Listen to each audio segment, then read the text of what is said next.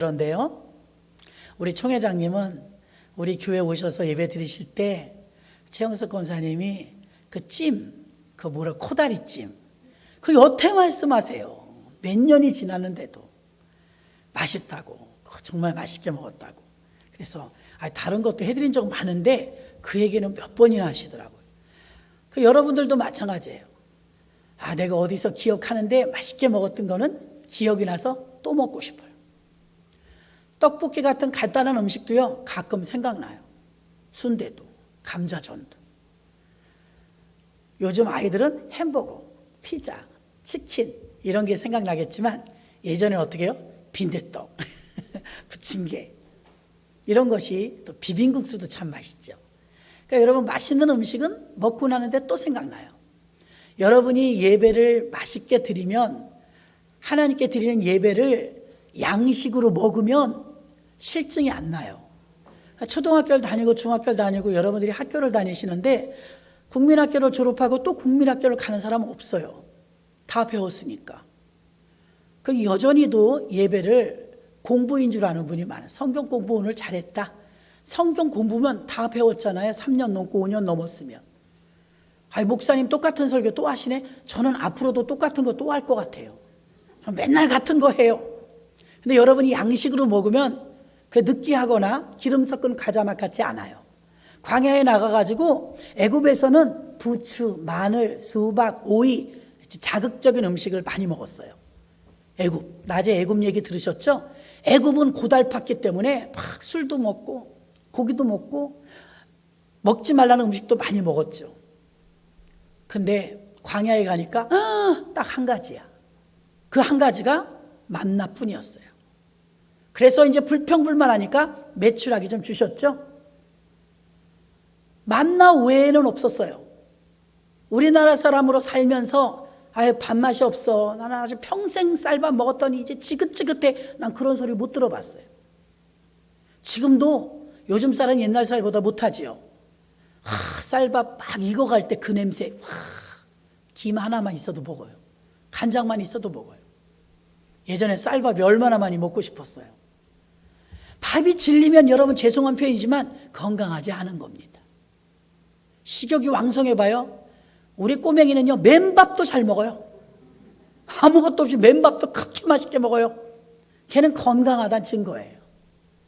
근데 병이 들거나 나이가 많을수록 밥맛이 없어 그러면서 밥알을 세요. 어느 댁에 신방을 갔더니 저는 사실 게장을 못 먹었었어요. 회를 먹은 지도 얼마 안 돼요. 어느 댁에 신방을 갔더니 거기서 그렇게 정성껏 준비했으니까 빨갛게 묻힌 게장을 먹어야 된다는 거예요. 처음에는 이거 고문인가? 그랬어요. 잡채 먹고 막 이렇게 하려고 그러는데 그걸 꼭 먹어보래요. 나이가 들면 이제 조금 이 음식도 조금 바뀌더라고요. 저는 사골 같은 것도 못 먹거든요. 지금은 잘 먹어요. 그래서 게장을 먹어봐. 왜 이렇게 맛있어요? 빨간 게장. 가끔 생각나요. 빨간 게장까지 접수가 됐어요. 그 다음에 까만 게장은 아직도 조금 꺼리긴 하지만 그래도 간간히 빨간 게장만치는 못 먹지만, 빨간 게장 먹은 지 얼마 안 돼요. 늦게 배운 도둑질에 날 새는 줄 모른다고 생각이 나면 이거 이상한 거 아닙니까? 양식은 자꾸 생각이 나요. 돌아가신 부모님 해준 그 수제비, 만두. 제 작은 어머니 돌아가셨는데 수십 년을 명절만 가면 만두를 해주셔요. 이북분이라 북한 만두. 진짜 맛있어요. 이제는 다시는 맛 못 봅니다. 돌아가셨어요. 이렇게 양식으로 먹었던 것은 기억이 나요. 근데 여러분이 하나님의 말씀을 양식으로 받아 잡수면 또 갈급하고 또 사모하고 또 예배드리고 또 아멘하고 그게 되는데, 성경 공부로 지식으로 받아들이면 어떻게, 저 한 거 또 하시네. 저도 모르는 걸 당신들이 아는 거예요.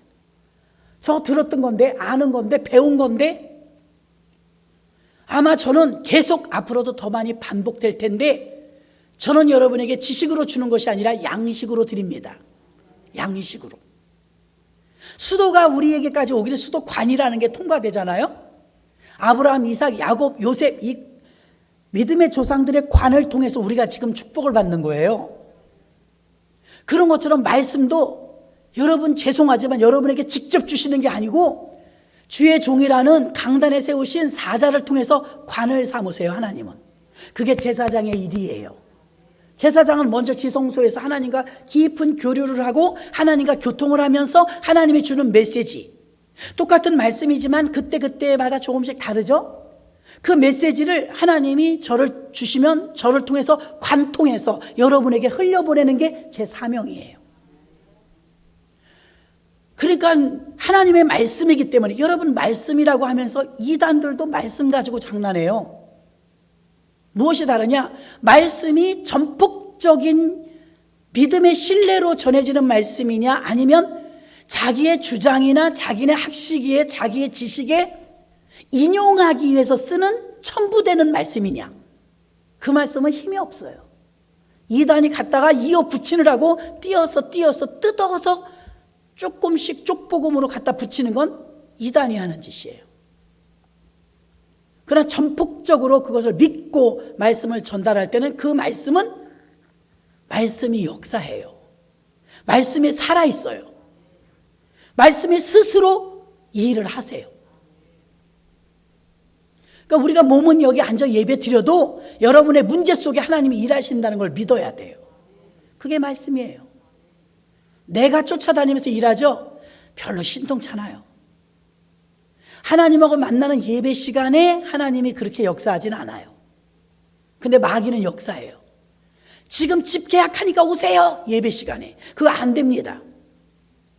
가보면 좀 이따 온대요. 예배 끝날 때 와. 몇 번 당해보고 쏘가봐야 자기 체험이 돼요. 요것만 딱 하면 되니까 예배 시간에 못 오고 저녁 예배 가야 되겠다. 그거 별 볼 일 없이 성사됩니다. 왜냐?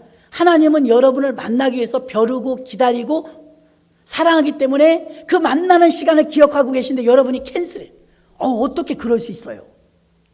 어른이 약속했어도 내가 먼저 깰 수 없는데 하나님하고 약속한 시간이기 때문에 이걸 우선순위에 두느냐 못 두느냐 지금 테스트 중인 거예요. 그걸 몰라. 많은 사람들이 그걸 몰라요. 내 일에 급급하죠. 정말 충분히 기도가 된다면 이런 것들로부터 자유해질 수 있도록 하나님이 시간도 조절해 달라고 기도하셔야 돼요. 저는 부사역자로 있을 때 목사님이 하나님이 저를 너무 사랑해서 그런지 모르지만 업무 과다. 너무 많은 일을 맡겼어요. 제가 하고 있는 일이 오지랖이에요. 오지랖. 너무 많이 맡아갖고 어디에도 제가 끼지 않으면 이게 돌아가질 않는 거예요. 교육부 전도사가 되었는데도 목사님이 여전도 회장을 안 빼주는 거예요. 저는 회장 8년 장기 집권했어요. 주방에서 봉사하는 일부터 행정, 사무, 운전, 교회 신방, 모조리 성가대까지 다 하고 있었어요. 그래서 제가 성령 충만할 때 기도합니다. 하나님, 이걸 다 어떡한데요? 이 많은 일들을 제가 시간이 없어요. 직장 다니는 건 아니었지만 너무 많은 거예요, 업무가. 그래서 이거 일에 치여서 제가 너무 버거워서 십자가 밑에 깔리게 생겼어요. 그렇게 기도를 했어요. 근데 하나님께서 저한테 감동 주시기를 그 사명이 네가 사명을 감당하는 게 아니라 사명이 너를 살리고 있다 그러시더라고요. 신학교 들어가면서부터 연단이 괜히 오는데 괜히 연단이 와요. 아무도 건드리는 사람이 없는데 힘들어. 쫓는 자가 없는데 쫓긴다고 성경에 써 있는 것처럼 그냥 압박이 오고 참 자유가 없었어요. 그렇게 마음의 연단을 하시더라고요. 괜히 시험 들게 만들고. 그런데도 잘 이겼어요. 그러면서 기도하는데 하나님께 순종하겠습니다. 감당할 힘을 주세요 하고 기도했더니 못하겠어요. 몇 개만 빼주세요. 이렇게 기도할 때는 시원한 응답이 안 왔는데 기도해도 응답이 안 오니까 그럼 하나님 저에게 감당할 능력을 주세요. 기도했더니 어떤 역사가 있느냐? 시간이 그때부터 고무줄이 되는 거예요. 아니 똑같이 우리에게 공평하게 주신 게 24시간 아닙니까? 24시간이 한 번도 충돌이 안 돼. 어긋나질 않아요. 하나님께 하기로 작정했더니, 저는 노아를 생각합니다. 노아 할아버지가 방주를 지을 능력 안 돼요. 여기 성전 우리 건축할 때 저도 그랬어요. 못해요, 하나님. 돈도 없지만 사람도 없고요, 별로 하고 싶지도 않아요. 나 그렇게 무리하면서 하고 싶지도 않아요. 그냥 거기 작은 성전도 거기에 꽉 차면 할게요. 그랬었어요. 그러니까 일이 진행이 안 되더만요. 순종이 전제되지 않으면 일이 집 문제든 돈 문제든 직업 문제든 건축 문제든 다 마찬가지예요. 왜 그 일이 될 듯 될 듯하고 안 될까? 결정이 안 된 거예요, 본인이. 순종하기로 결정하면 일이 일사천리로 돼요. 그래서 순종하겠습니다, 하나님 감당할 능력 주세요. 그랬더니 교육전도사 때 시간이 고무줄처럼 돼서 하나도 나는 하나님이 하신다는 걸 철저히 깨달았습니다. 몸으로. 한 하나님이 역사하시니까. 같은 교회인데 여러 가지 사역이 있지만 차 하나 쓰는 거, 신방할 때 차를 신청해 갖고 썼어요. 거기는 교구가 9개 교구까지 있으니까. 교회 차량은 한정돼 있으니까 미리 신청해야 접수해서 쓸 수가 있거든요. 가끔 차 때문에 이제 교구장들끼리 다툼이 있었어요. 서로 차 가지고 쓰겠다고. 그럼 보세요, 한 번도 충돌이 안 생기는 거예요. 나 그때 깨달은 게, 와, 순종하겠다고 하면 하나님이 스케줄을 이렇게 다 맞춰주셔갖고, 그래서 과연 하나님이십니다 그랬어요.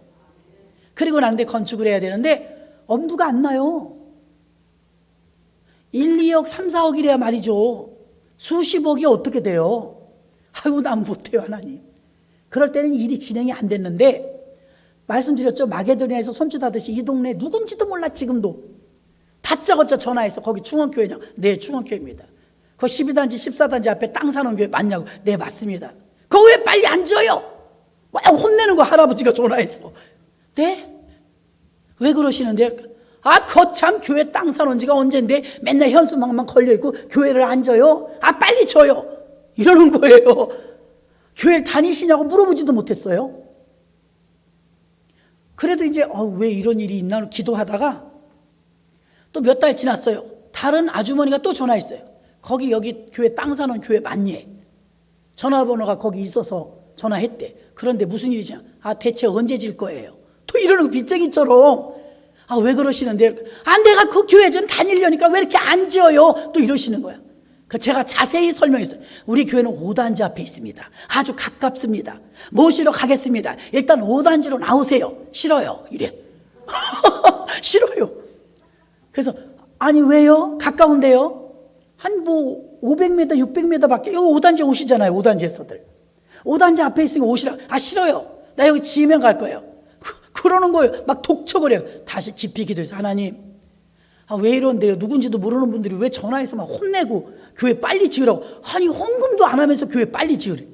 아니, 나는 계산을 해보니까 어려우니까 그러는 거 아니에요? 그랬는데 그때 회개를 시키시더라고요. 네가 뭔데 하니 안 하니 한다고. 그래서 나도 하나님께 내가 답을 내릴 수가 없어서 그 주민들한테 그랬어요. 곧 합니다. 곧 언제요? 막 자꾸 다구쳐요. 곧 언제요? 아, 예, 조금 있다 곧 할 겁니다. 그리고 이제 숙제가 생겨서 기도하는 거. 하나님, 어떻게 하면 좋아요? 그랬더니 성령께서 저 마음에 노아를 생각해 보래. 노아가 방주를 지을 때 그런 능력이 있었겠느냐? 그래. 가만 생각하니까 노인네 혼자 그거 어떻게 지어요? 자식들의 믿음은 아직 미지수고. 아, 노아 할아버지 입장이 되니까 그분이나 나나 뭐 비슷할 것 같아. 그분도 못 짓겠다고 한 노인이거나 나도 교회 조그맣게 해서 여자 목회자가 감당하기 좀 버겁지 않은가, 이런 생각을 했었어요. 근데 노아가 그 지을 능력이 되느냐? 제가 그래서 주님 못할 것 같으신데요? 할아버지 혼자의 힘으로 힘들 것 같아요. 그랬더니 그래, 너도 마찬가지다. 그 노아가 어떻게 8 식구가 이걸 지었겠느냐? 예, 자식들이 부부해서 총 노아까지 8명이 지었습니다. 그랬더니 하나님께서 제 마음에 깨달음을 주시기를, 노아는 내가 시키니까 네 순종만 했다.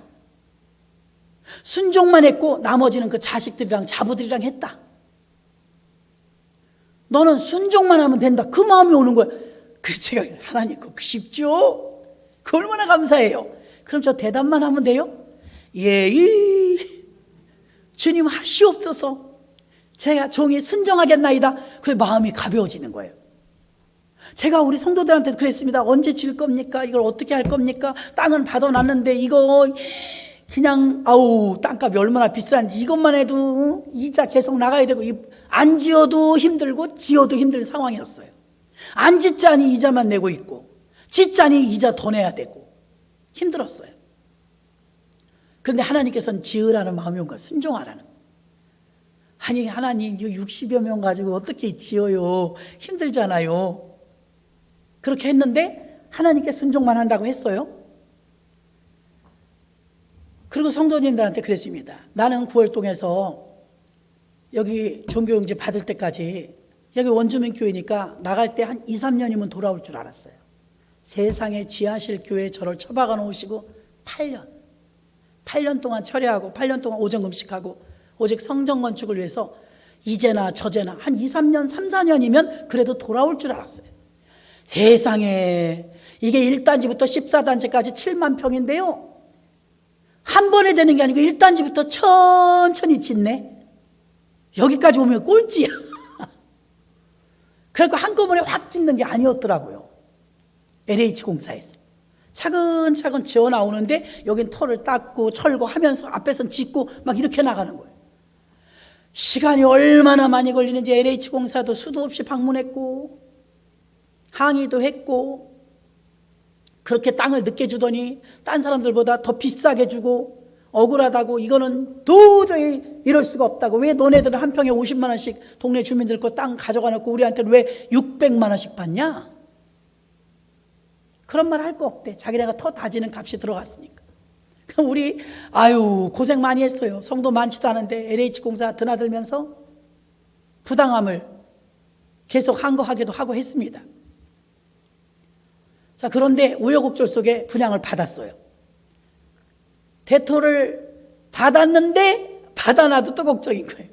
이거 어떻게 하면 좋으냐. 뜨거운 감자를 쥔 것 같았어요. 부담스럽기도 하고. 그러나 기도했어요.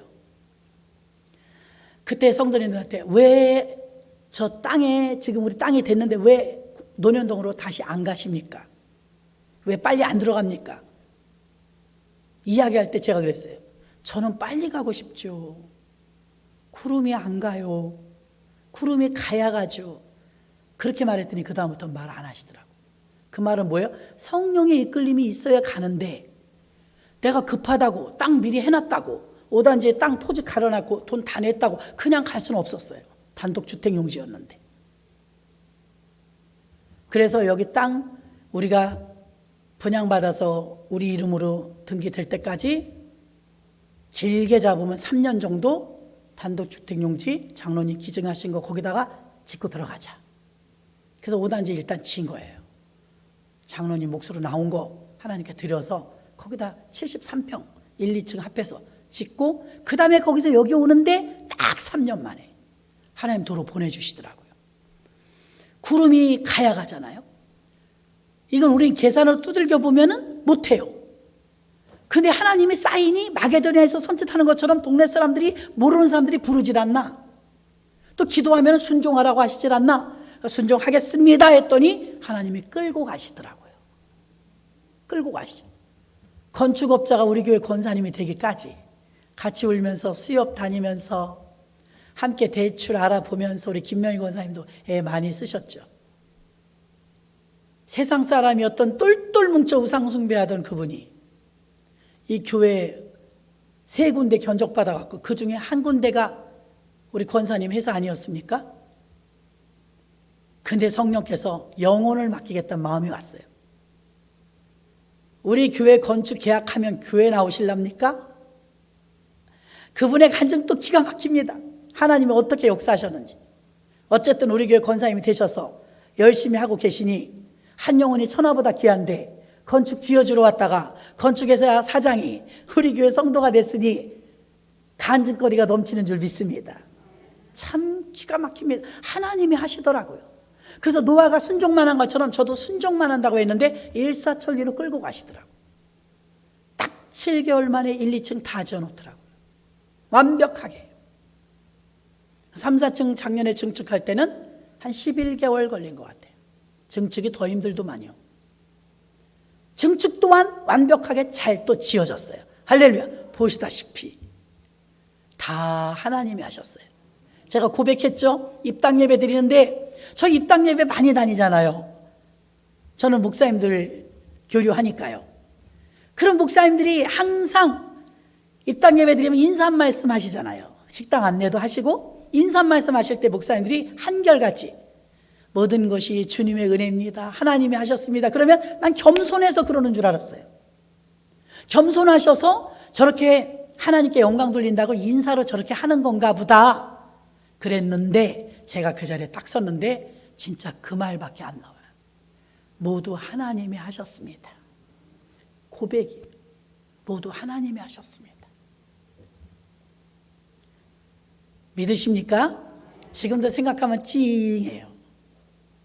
우리 성도님들 들어 쓰셨지만 여러분들을 불러 모아 주시고 1, 2층에서 부흥시켜 주셔서 으쌰으쌰 같이 손을 잡고 3, 4층 증축할 수 있도록 인도하신 하나님의 연출이 하나님께 영광 돌릴 수밖에 없어요.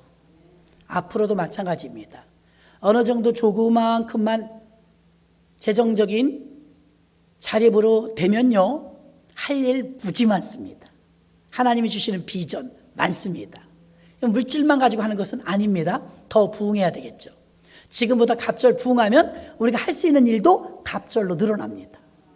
그러므로 비전을 가지시고, 이제 우리가 그동안 성전 건축에서 오랜 시간 기도했는데 다 이루어졌으니까 교회 짓는 게 목적은 아니잖아요.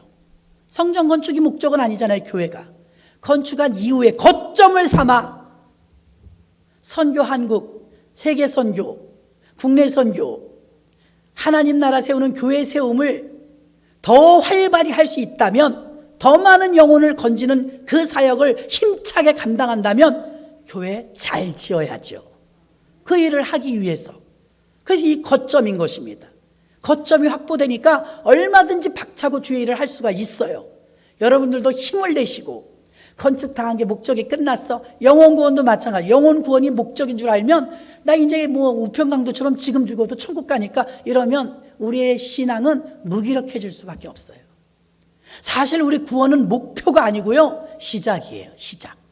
우리 구원시켜 놓으시고 구원이 끝이 아니라 구원 받은 다음에 광야가 훈련이 들어갑니다. 교회에서 교회 생활을 통해서 어떤 때는 시험 들고, 어떤 때는 부딪히고, 어떤 때는 기쁘고, 어떤 때는 간증거리가 넘치고 막 부딪히면서 이곳에서 훈련받죠. 그 다음에 하나님은 우리가 성령의 충만함을 받아서 복음을 위해서 여러분들이 쓰임받을 수 있는 일꾼 되는 게 2차적인 목적인 줄로 믿습니다. 그 다음에는 영혼 구원 또 우리들을 통해서 시켜갖고 그 많은 사람들이 교회에 들어오면 무엇을 하느냐? 3단계입니다. 하나님의 뜻은 하나님 나라가 세워지는 거예요. 교회를 왜 이렇게 세우고 증축하고 건축하고 왜 전도해야 되느냐? 왜 기도해야 되느냐? 영혼 구원을 위해서인데, 영혼 구원을 왜 하느냐 이거예요. 영혼 구원. 사람 많아야 되느냐? 사람 많으려고 하는 것이 아니라 사람이 이곳에 많이 들어오면 비로소 하나님의 통치가 시작돼요. 하나님의 원래의 목표는 영혼 구원뿐이 아니에요. 우리의 목표는 영혼 구원이 끝인 줄 알아요. 그래서 우리가 나태해지는 거예요.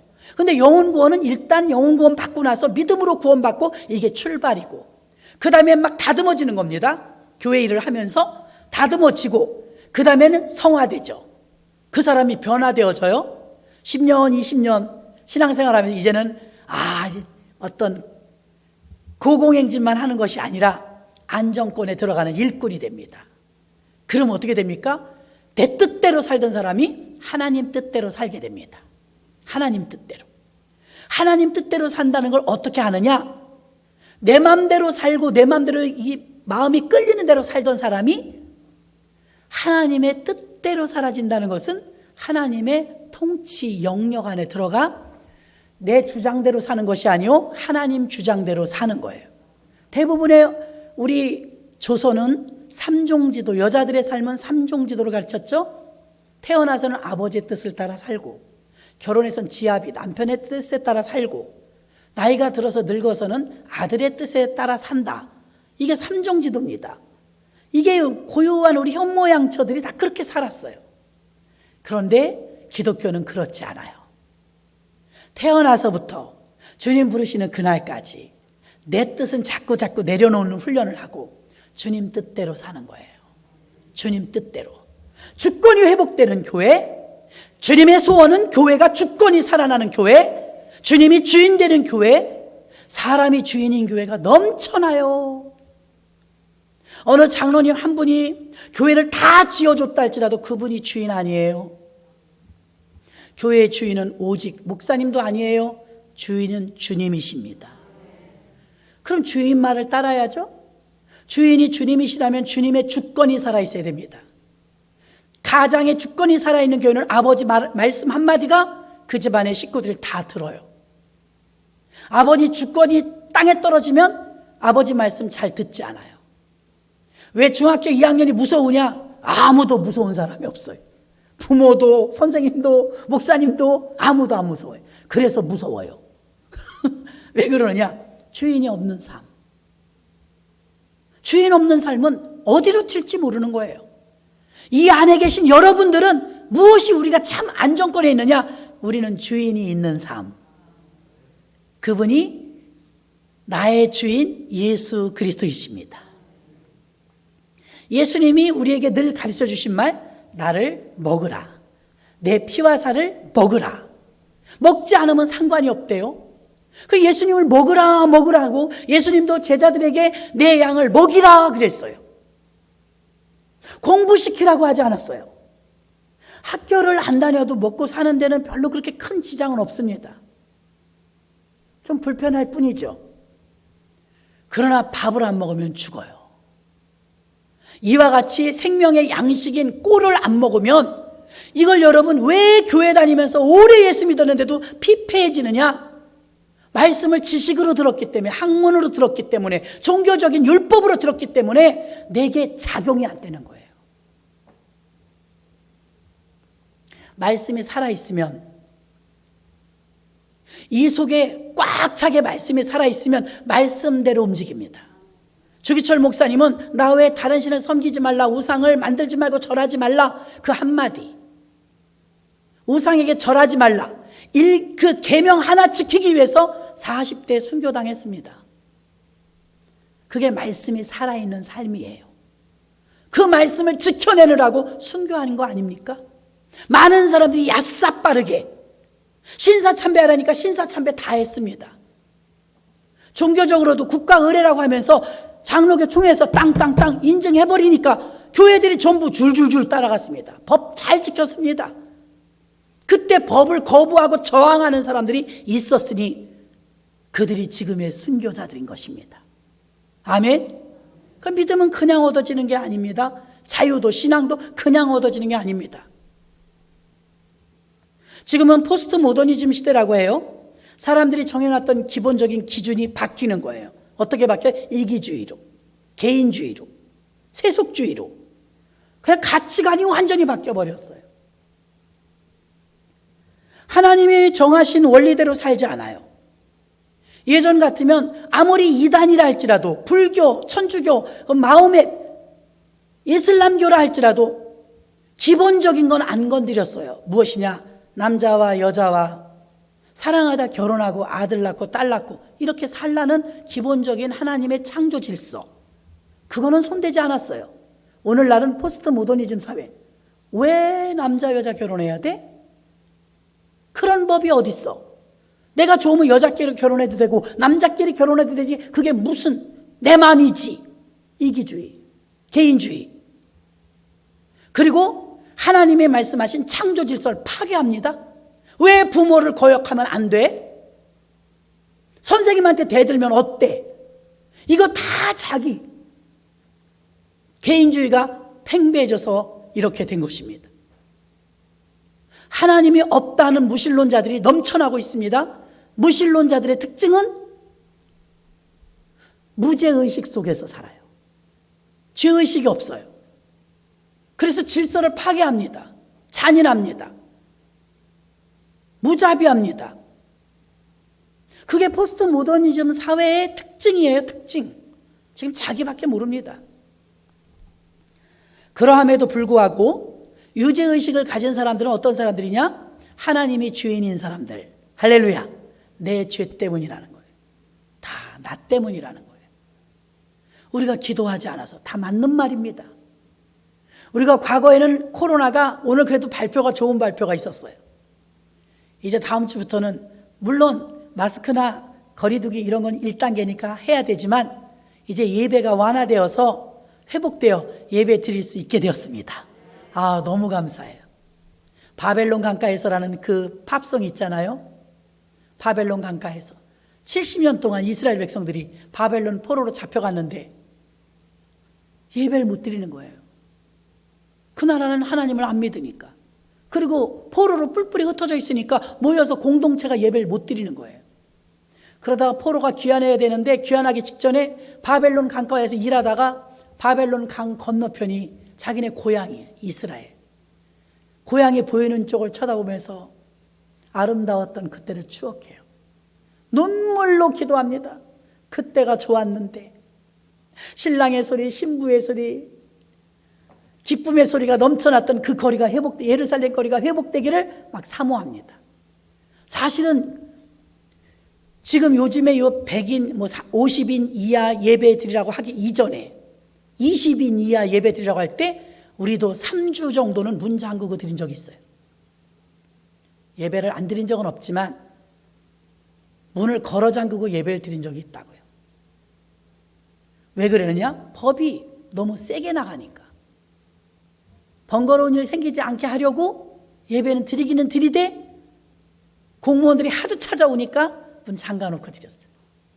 그래도 하나님의 은혜로 안 들키고 잘 드렸어요. 아멘. 드디어 이제 그때 숨 막히던 걸요. 이야, 이렇게 긴장될 수가. 예배 중간에 저 문이 열리면 덜컹해요. 문이 열리면 첫날 우리가 옥상에서 야외 드릴 때 막 사진 찍어 갔잖아요. 3번 오던 걸요. 하루에. 번거로우니까요. 공무원들은 어떻게 해요? 들킨 이상은 찍어갈 수밖에 없어요. 벌금이 문제가 아니고. 그러니까 그들도 그렇게 하고 싶어서 하겠어요? 충성하는 거지. 과잉 충성. 그래서 할 수 없이 우리가 조심하자.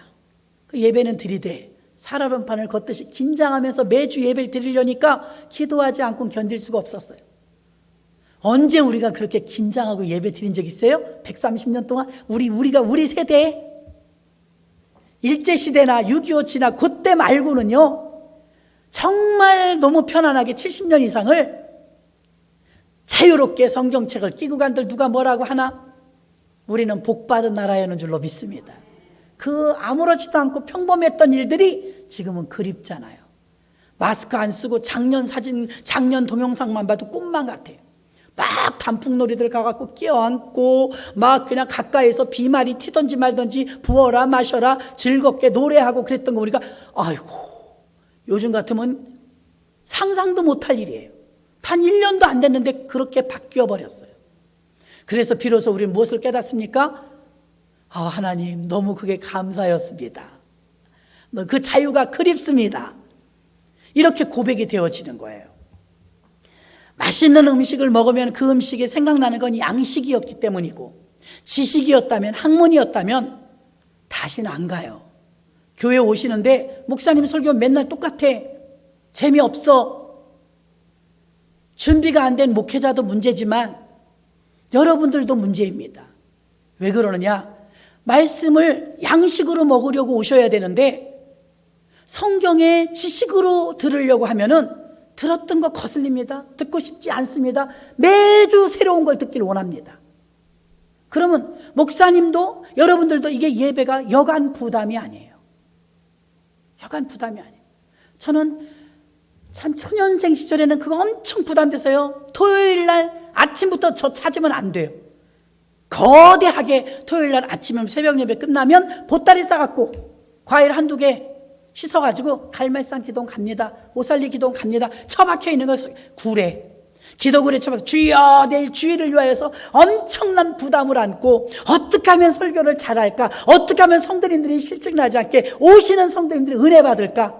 참 이건 보통 일이 아니에요. 그런데 어느 날 하나님의 은혜가 내게 임하면서 생명이라는 이 말씀이 저를 둘러 덮었을 때 저는 자유해졌습니다. 자유해졌어요. 여러분의 어머니를, 여러분의 아버지를 설명하라는데 뭐 부담되십니까? 우리 아버지 나 몰라요 이래요? 우리 어머니를 어떻게 설명해요? 그러십니까? 또 강단에서 여러분이 지나가는데 루디아 권사님 그러면 루디아 권사님이 지나가다가 뒤돌아보지 않겠습니까? 왜? 자기를 부르니까.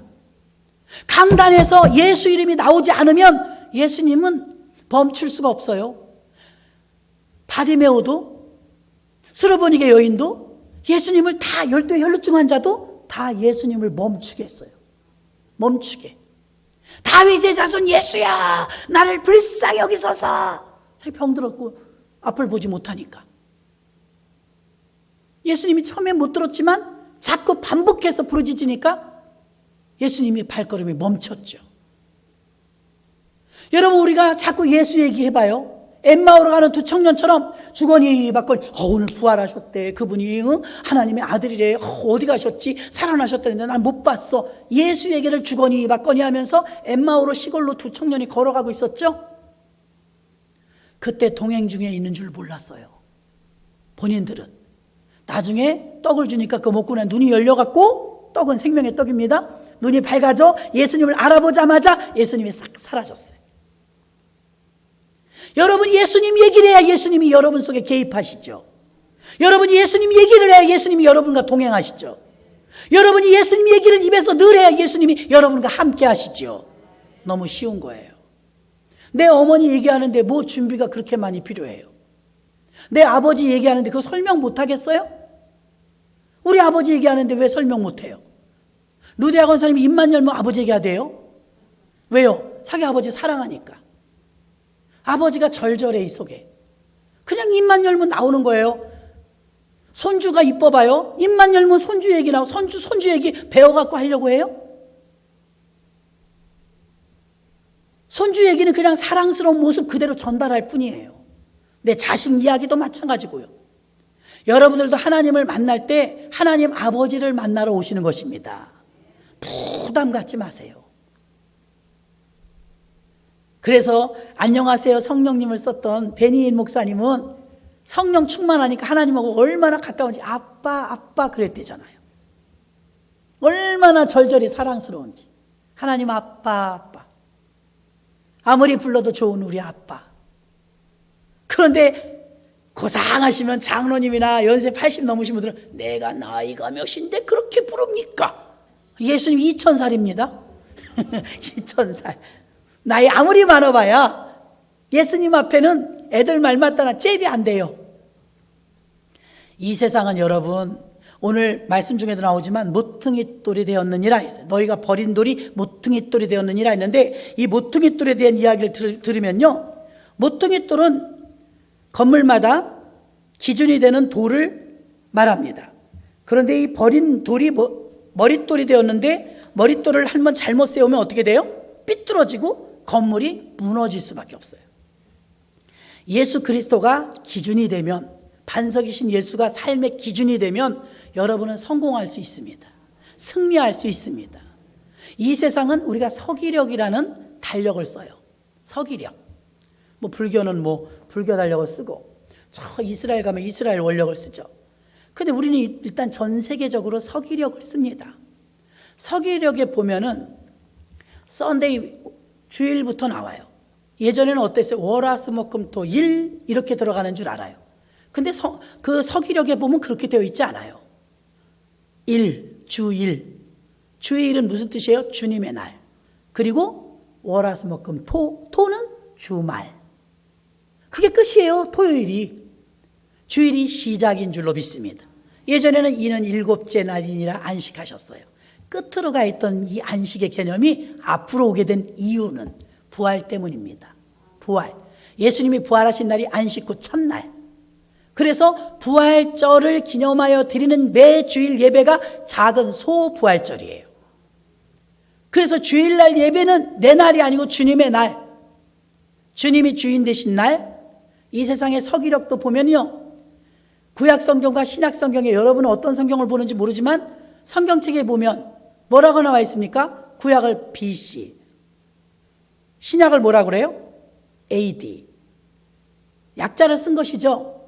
그럼 이 기준이 어떻게 되냐? 신약과 구약 사이에 딱 기준이 있단 말이에요. 이 기준이 예수 탄생이에요.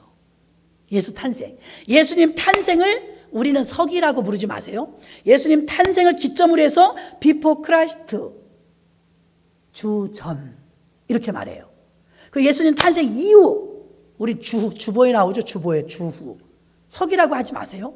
주후, 안노 도미니. 그래서 이건 뭡니까? 주후라는 뜻이에요. 이 세상의 기준이 예수님이에요. 지구본을 보면요, 제가 지구본을 갖고 뚫어보진 않았지만 지구본을 보면은 자, 우리나라의 반대편이 어디냐면 골고다래요. 한번 여러분도 보세요.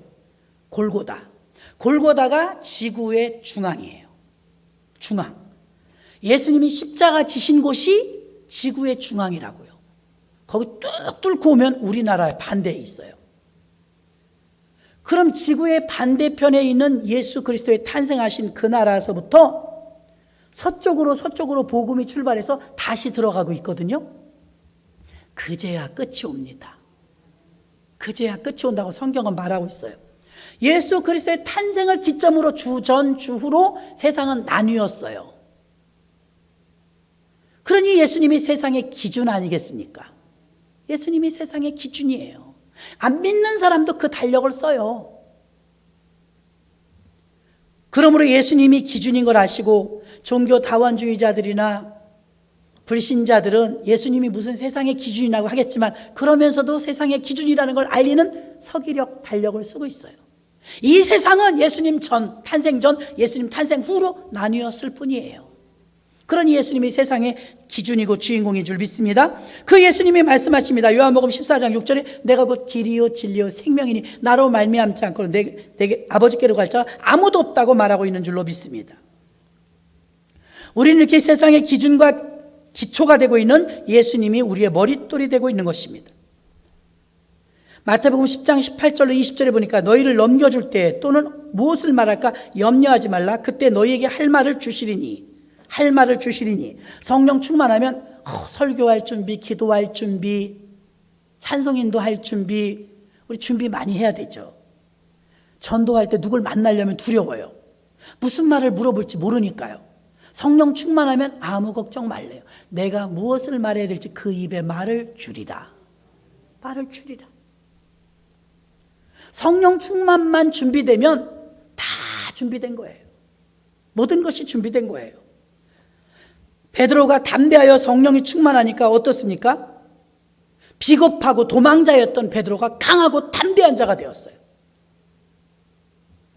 산헤드린 공회원이라는 것은요, 그 당시에 산헤드린 공회원은 정치적으로 굉장히 막강한 힘이 있는 단체였습니다. 그래서 그곳에서 결정되는 것이 거의 다 그대로 법으로 집행됐던 그런 단체가 있어요. 그래서 산헤드린 공회는요, 이스라엘 입법, 사법, 행정의 최고 의결 기관이에요. 산헤드린 공회원 중에 하나가 사도 바울이었죠. 한 나라의 석학과 지혜자의 유력한 사람들이 모인 장소입니다.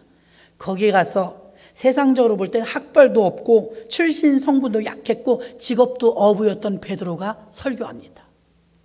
세계 그 자기 나라의 최고의 석학들 앞에서, 산헤드린 공회원 앞에서 설교를 해요. 겁쟁이였고 어부였고 비겁자였던 이 사도 베드로가 성령의 충만함만 무장된 상태에서 복음을 전합니다. 그때 사도행전 4장 13절로 14절 보십시오. 사람들이 이제 베드로를 향해서 이렇게 말합니다. 저희가 베드로와 요한이 기탄 없이 말함을 보고 그 본래 학문 없는 범인으로 알았다가 이상히 여기며 또 그 전에 예수와 함께 있던 줄 알고 또 병 나은 사람이 그들과 함께 섰는 것을 보고 힐난한 말이 없는지라. 아멘. 무슨 말씀인지 알겠죠, 여러분? 본래 학문 없는 사람인데 기탄 없이 말한, 어떻게 저렇게 설교를 잘하지? 어떻게 저렇게 똑똑한 말을 하지?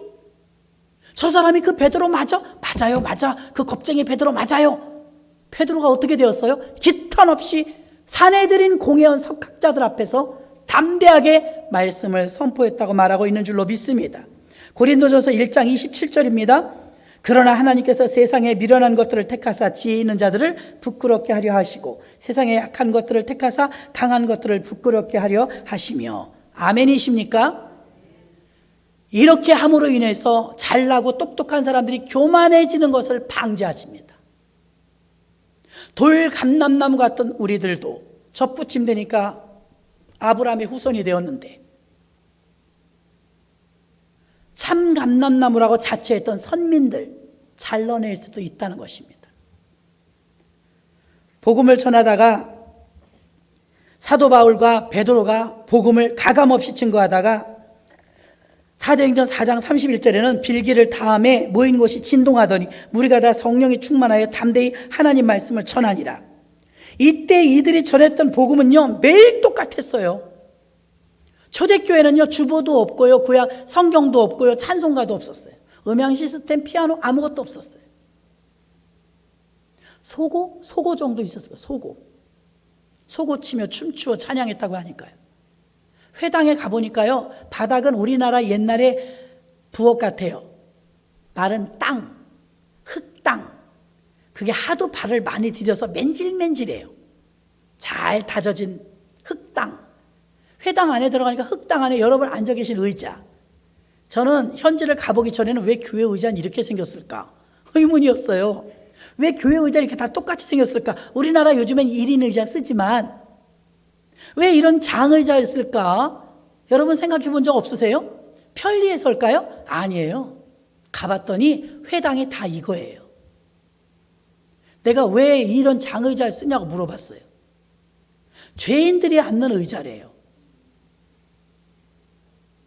죄인들이 앉는 의자며 또 하나는 항상 강단이고 뭐고 다 나무를 써요. 거기는 에스라도 나무 강단에 섰다고 그러죠. 나무를 써, 나무. 그리고 더 기가 막힌 건 회당 안에 가니까 이렇게 의자가 있으면서 뺑뺑 돌아가면서 새끼줄 가이드라인을 쳤어요. 이거 왜 이렇게 해놨어? 이런 생각이 들더라고요. 그리고 또 하나의 회당에 가면 그 맨질맨질한 땅에 의자도 없는 데가 있어요. 열악한 회당은요. 그럼 어떻게 됐느냐? 떡볶이집이나 가면 있는 저 벽으로 붙어있는 테이블들 있죠. 그런 식으로 벽으로 의자가 붙어 있어요. 아예 지을 때 그렇게 지은 것 같아요. 그리고 강단에는요 강대상이 나무 강대상 딱 하나 있어요. 그거 입고 뺑뺑 돌아가면서 집이 크든 작든 뺑 돌아가면 그냥 앉는 거예요. 꽉 차게 못 앉겠죠. 마가의 다락방 어때요? 그나마 그것도 없어요. 허당, 그냥 허당이에요. 마가의 다락방은. 왜 그렇게 했냐? 정식으로 잘 지은 회당은 가니까 이 의자가 있더라 이거예요. 성전에도 이 의자가 있어요. 이렇게 이쁘지 않아요. 나무 상자로 맞춘 것 같이 사각게 짝가지고 이렇게 두드려서 만드는 의자처럼 이렇게 엉성해요. 근데 모양은 이거예요. 장의자. 저와 여러분 우리는 주 앞에 오면 다 죄인입니다. 멋진 의자 살 줄 몰라서 그런 것이 아니라 의미가, 장의자의 의미가 우리는 죄인입니다. 그리고 그 주님 앞에 서는 거예요. 죄인 같은 자세로 겸손해지라 이거죠. 그래서 장의자가 좋은 거구나. 다녀와서 장의자가 좋은 거네. 의미가 아주 좋으네. 그런 생각을 했었습니다. 주님 앞에 떳떳할 사람 누가 있으며 주님 앞에 잘했다고 할 사람 누가 있겠습니까? 주님 때문에 의인된 줄로 믿습니다. 자, 말씀을 마치면 하나님은 우리에게 하나님에 대해서 자꾸 우리가 말하길 원하세요. 예수 이름이 선포되어지고 예수 이름이 증거되어지고 예수님의 이름으로 기도하길 원해요. 일주일 내에 몇 번 말했어요? 예수님 이름, 예수님 말. 한 번도 안 했다면 문제가 큽니다. 한 번도 안 했다면. 기도할 때 예수님의 이름으로 기도했습니다. 복음을 전할 때 예수 믿으세요. 다 예수 아닙니까? 초대교회는 뭐 예배 시설이 열악했지만 언제나 예수만 전했어요. 나는 십자가와 복음을 증거하기에 부끄러워하지 아니하며 십자가 외에 결코 자랑하지 않겠노라. 십자가만 자랑한대요. 그 복음이 원복음이고 그 복음으로 돌아가야 종교개혁의 정신입니다. 그 복음이 전파되어야 주님이 기뻐하세요. 내가 지나갈 때 내 얘기를 하면 귀가 솔깃해요. 내 얘기하니까. 무슨 말 할지 모르지만 내 얘기를 하니까 관심 있는 거예요. 여러분이 예수님 얘기를 좀 해야 주님이 관심 있죠. 가던 발걸음이 멈추죠. 뭐 한 달을 살아도 두 달을 살아도 그 입에서 당체 예수님 얘기가 안 나와요. 그리고 우리가 요구사항은 맨날 얘기합니다. 기도할 때 뭐 주시옵소서, 해 주시옵소서. 너도 내 얘기 좀 해라. 우리 예수님 얘기 별로 하지 않습니다. 여러분은 의식적으로라도 의도적으로라도 한 주간 동안 내가 예수님의 이야기를 몇 번이나 할까? 예수님을 몇 번이나 증거할까? 의도적으로라도 여러분이 예수님의 이름을 부르시기를 바랍니다. 엠마오로 가는 청년들이 예수님과 동행했던 것처럼 여러분이 예수님의 이름을 높일 때, 아까 찬양으로도 높였잖아요. 예수님은 여러분을 기뻐해 주시고 여러분의 삶에 직접적으로 개입하여 주시며 여러분보다 훨씬 좋은 실력으로 우리를 인도해 주실 줄로 믿습니다. 하나님 아버지,